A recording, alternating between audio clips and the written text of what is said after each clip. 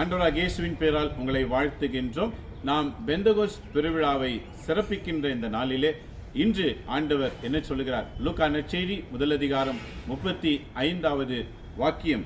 வானதூதர் அவரிடம், தூய ஆவி உன்மீது வரும், உன்னத கடவுளின் வல்லமை உன்மேல் நிழலிடும், ஆதலால் உம்மிடம் பிறக்கும் குழந்தை தூயது, அக்குழந்தை இறைமகன் எனப்படும். என் அன்பு மக்களே, இன்றைக்கு நம்முடைய வாழ்க்கையில தூய ஆவி நம்மேல் வரும்போதுதான் நாம் இறை மக்களாக மாறுவோம்.